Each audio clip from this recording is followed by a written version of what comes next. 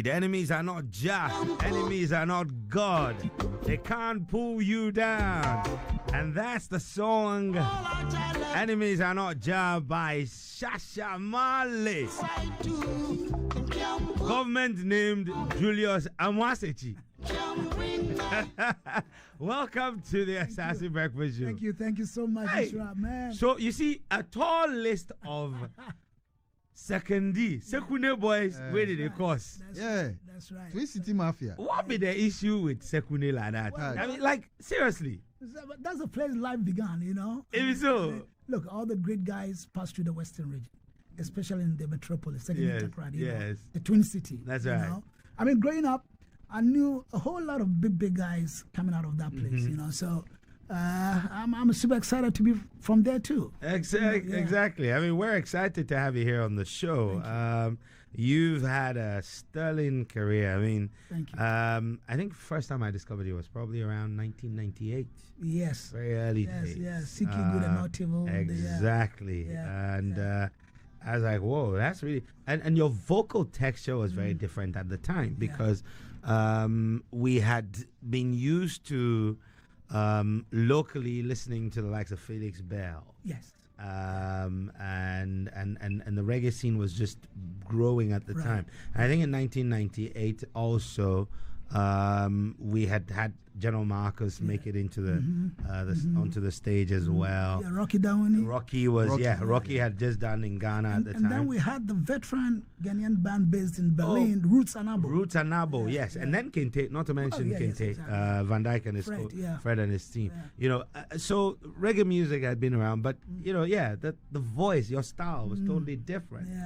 What inspired your style as we've come to know it? Well, growing up, you know, I mean, I've always loved musicians like Bob Marley, you know, I mean, Jimmy Cliff, Steve Paul's Burning Spear, you know, and, you know, I grew up in Second Takrady, you know, and so most of the Seamen at the time, you know, the Black Stan Live Ship, Seamen and all that, they came from Europe with the LPs.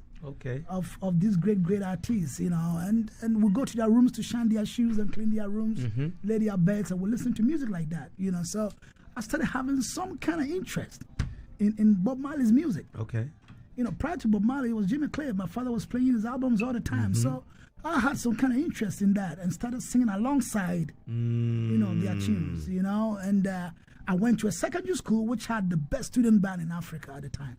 Really? St. John's. Second D. Oh! Matthew chapter 5. Matthew chapter 5 band, yes. So then I said, oh man, God brought me to a place where my talent, my career started from, you know. Oh, wow. And that's how it all started. That's interesting. Yeah. Okay, so St. John's, that means you're there with the Ejapa Mesa. No. It wasn't Cape Coast schools. No, he went to Asaase. No. Oh, so it's rather Cotis and Eric Anku and quite a number of the guys. But these are your juniors. Yeah, some of them. Listen, I'm an ancient saint. You know? I'm a veteran. You are what? My seniors. When they say old saint, you are. I'm an ancient saint. You're an ancient saint, though. My seniors actually were like David Ampofu. The veteran. Oh, okay. Oh, wow. Okay. My senior, you know. Wow, that's interesting. But I picked a lot from him because he was also singing for the band. Yes, David has great vocals. Yeah, super singer, you know. And we have so many, like, you know, Dr. Harry Bain, I don't know, you know him. Many Chris Ajay, great guys, you know, What about the school? I mean, so you started having your own interest in music, then you end up in St. John's. Yes. And then the school has a school band. Yeah. But you don't just enter the school band. So how was that, you know, how did you come to start working with the school band? Well, we put together, like in Form 2, we put together bands. You know, the 3 classes in Form 2, A, B, C, they put together bands, like sometimes 3, 4, 5 bands. And then as we are getting to go to Form 3, we do what we call a pop chain. So all these 3 bands will come together, and then they select one out of the many bands. You know, but it will amaze you to know that competition I didn't even win. Yeah, I mean, there were better singers at the time, you know. So I stood in for the MC race, the school MC, and I became the school MC. And when I got to Form 4, the sixth form band that came didn't have a singer. So they picked me, and then that's all it all started. You know, so you were a hype man. Yeah, become exactly singer. Lead singer, actually. Exactly, yeah. Wow, brilliant stuff. Very, very, very interesting. Very, very interesting. You know, I mean, for most people, I mean, when you release your debut single, "Tell Freedom," I mean, you were speaking about social injustice. Has that been the thing that drives you the most? Because reggae music has always sort of been social commentary. Yeah. It's been revolution. We want justice. Was that the general theme, or for you as a person, that's your thing as well? Well, it came just like that. I didn't really want it to be like that. But you see, what comes with reggae, the spirit of reggae comes with, sentiments like that, So when I started writing songs, I found myself singing songs of social justice and all that, revolutionary songs and all that. You remember my song, Rolling say, boom, boom, boom, Kufo say, wow, wow, wow. Wow, boom, boom, wow, wow. Yeah. So it's all part of, that is the spirit of reggae music. Yeah. Spirit of roots reggae music. Yeah. So, yeah, I mean, as you become a reggae singer, you definitely, and it makes you also read wide. It makes you read wide, and you pick from here and there, religious books, social books and all that, political books and all that, and you put one on one together and you come up with a piece of great song. Like, I don't have a problem with Jesus. Yeah, I see no wrong with Jesus. I see no wrong with Jesus. Yeah. Exactly. That song, actually, I grew up in a Christian home. My mother was singing for the choir in the church. My father was playing the piano and was directing the choir, and every morning my mother took me to mass when I was a little boy, and he taught me how to recite a rosary in the Catholic church, So I attended a Sunday school. I was taught about Jesus, So I became a Christian right from childhood, So when I started writing songs like these, ideas like this came. I see no wrong with Jesus, He was a teacher to all men, fathered by no man, a gentle revolutionary, persecuted by the Romans, the way, the truth, and the life. These are the kind of lyrics that came, right from the beginning of my deep career. Stuff. Yeah. Very, very, very deep stuff indeed. So this is the song you were just mentioning, the Boom Boom Wah Wah. My belly full, but we hungry.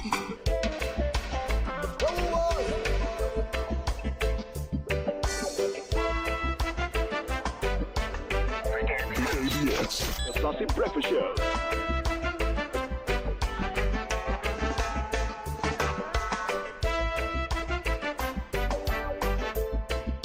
Asaase Radio. Start to cry, cost of living gets so high. Rich and poor, them start to cry. But Ghana politics is all about the Rollins and Kufo. It's a shame. Rollins says, boom, boom, boom. Kufo says, wah, wah, wah.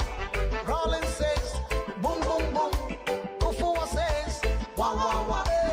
I'm belly full, but we hungry. It's a very interesting thing, the way you structure your lyrics. I mean, this is a song that's been around for more than 2007. Exactly. So, 17 years. 17. Yeah. And it's relevant today. Yeah.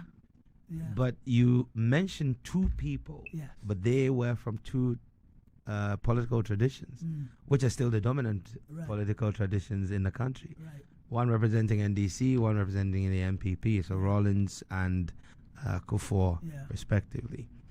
As you mentioned, you have to read wide. You have to sort of be immersed in your world to be able to write your lyrics. What is your creative process like?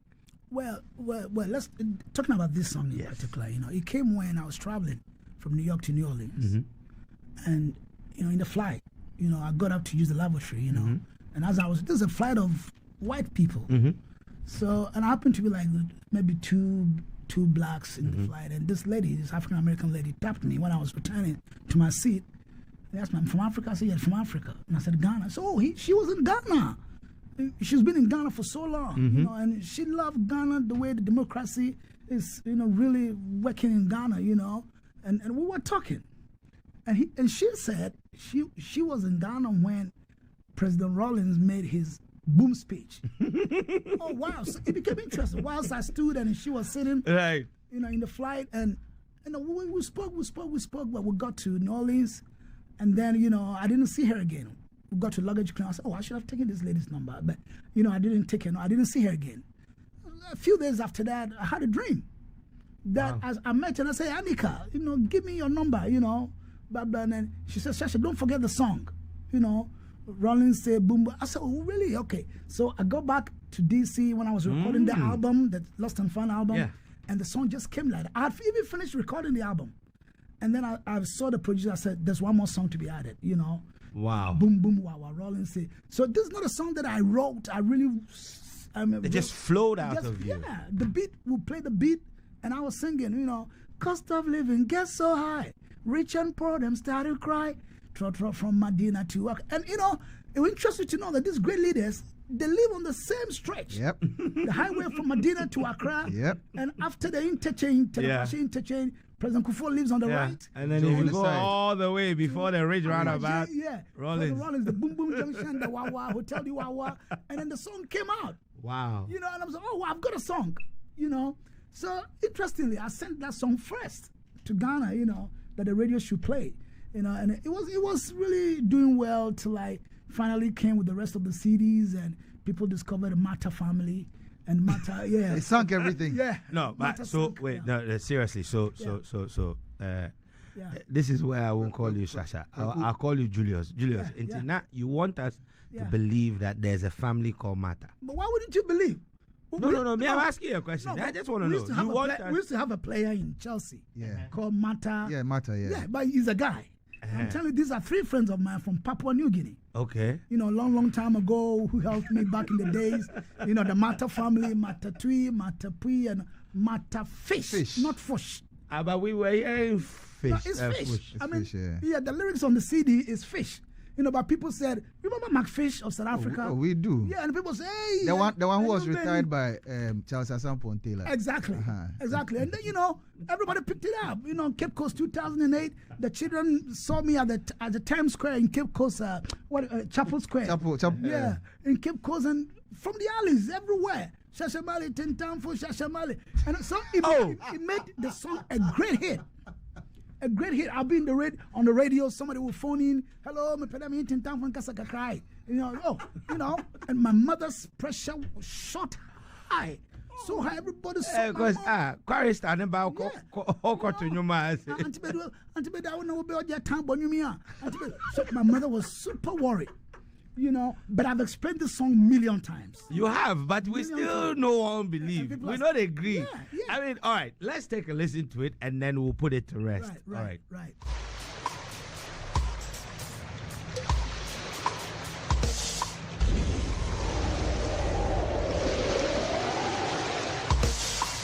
Music Ghana's music 5 years from now. Are we going or are we coming? It is amazing that the musicians now and the music now is gaining super grounds. You know, I mean, the time passed, we did not have what we call the social media. We did so many great things, you know, but there was no social media. Like you travel to America, you do so many things, nobody hears of you in Ghana, you know. If you even want to be heard in Kumasi, you have to physically get in a bus and go. You know, we do a new song, we have to travel around the whole country to promote it. You know, now the social media has helped so much, you know, and it made a talent so easy to come out with a song, you know, and to be a star.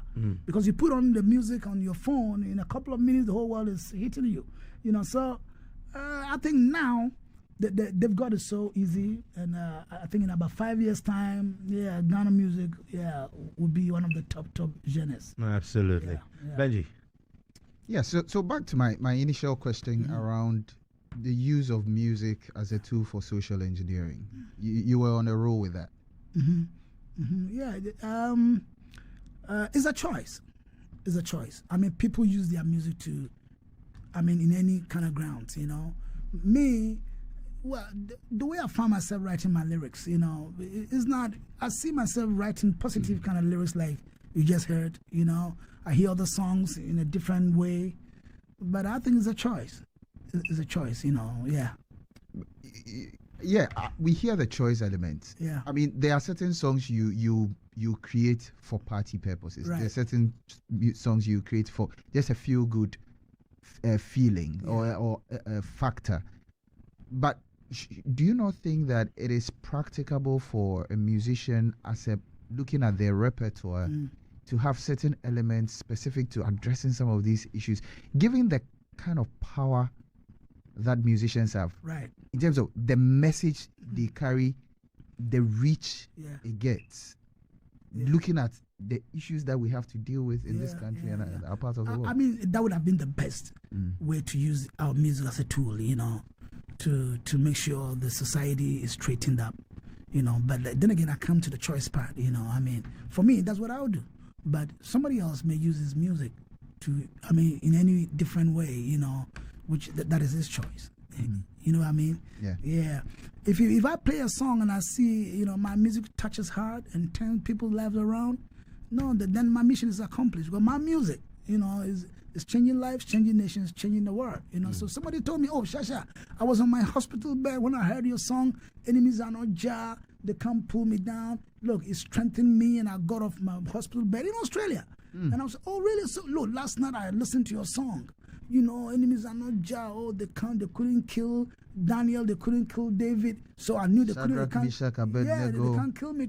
This guy calling from Australia, you know, so I'm like, oh wow, the song is touching lives, you know, it's touching lives. That's what I want. But Shasha Marley though, I mean, Julius Amwasechi. I mean, yes. Like, I'm wondering, Shasha Marley, maybe the Marley, because you've always idolized Bob Marley, but the Shasha, it all started when I was in St. John's, you know, and I was singing for the school band. And we used to have, like I said, pop chains, you know. And anytime there was a pop chain, our band was first. Okay. You know, we do into high school, the Cape Coast schools, Western Region schools, and our band was always first, you know. So my friend from Zimbabwe gave me the name Shasha. Okay. I see. Meaning the great one. You know, Shasha. You remember the ex-president of Zimbabwe, Robert Mugabe. He married from Sekandi, and somebody in that family, you know. Yeah, you know, I was, he gave me the name Shasha because he was watching our shows all the time and called me the name Shasha. And Shasha became everywhere, Shasha, you know. But the reggae I was doing, the other guys added the Mali to it. And it became Shasha Marley. But you know, in school, you are called by a name, you don't want it. That's that one will stay. They will call you the more. You know? I didn't want the name because my father was then the Western Region Director of Education. Yeah, and he didn't want me to play the music, you know, because I'm such a family. Basically, most of us are lawyers. Yeah. You know, so my father wanted me to be a lawyer too. You know, when I was growing and I could. So Shasha actually means champion. Yeah, champion. Exactly. In the Shona language. Yeah, Shasha means champion. Yeah. And you see, what's funny is he's wearing the champion brand. He's wearing the champion brand indeed. Yeah. You know, but this is a beautiful story. Yeah. I mean, but if you do music and you see how it touches people, you don't, I mean, you're a musician, but you don't do music every day. There are other things that make you happy, that bring you fulfillment. Yeah. What sort of things do you do outside of music that touches lives, that makes you happy? Music now happens to be one of the slights of the many things I'm doing, you know, and I mean, Shasha Marley Foundation is touching lives. Okay. You know, making sure the poor, the needy, the orphan, and the widow and the widowers are touched. You know, that's the kind of foundation that we started, and we're going from village to touch orphans and all that. Okay. And this is the best kind of life I desire to live. You know, if you can remember when I did the Seek You Good and Not Evil, yes, I used to wear the black hood. Yep. True. You know, True. That's what we knew you. Yeah. Like a monk. Yeah, you know? exactly. Because I had read so much about Francis of Assisi, the saint. Right. You know, and this saint, Francis of Assisi, came from a very wealthy family.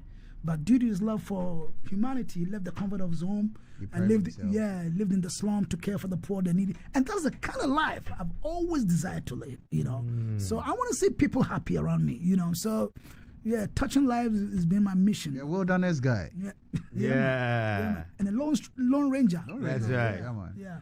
Well, let's take a quick listen to, we're just about wrapping up this conversation. Springtex Road Traffic. We need to find out what they... I like the vibe. Yeah. You know, I used to live by the Springtex for so long.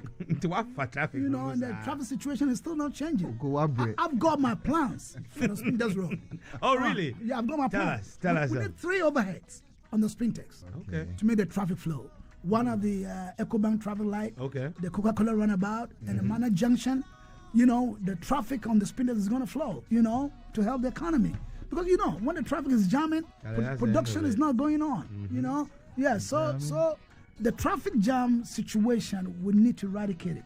That's why this song, Spinners Road Traffic Jam, because I've seen presidential convoys stuck in the traffic on the Sprinters. Go reach everybody. You know what I mean? So this is a song for everybody, you know, to make sure we have a free flow of traffic. Wow. In this our beautiful country. Well, Mr. Julius Amwasechi, better known as Shasha Marley, Champion Marley. No, we're grateful for gracing our red carpet today, and it's really good to see. I haven't seen you in forever. Oh man, thank you so much. I always want to be back, man. Your voices are so sweet on the radio, you know, and I always like, oh, but these are my guys, man. You guys, you are pace setters, no doubt. Adum. The voice of the land, Asaase 95.9, 99.5. Yeah. Well, you are super excellent, man. Charlie, thank you for having me. Thanks very much. Thanks to everyone who tuned in from Cape Coast to Tamale and Kumasi. Your respective Asaase Cafe will be following immediately. Clank Singer Champion is here in the studio. Let's go the news on the hour. We're out, back again tomorrow with more on the Asaase Breakfast Show. Stay with us for the duration.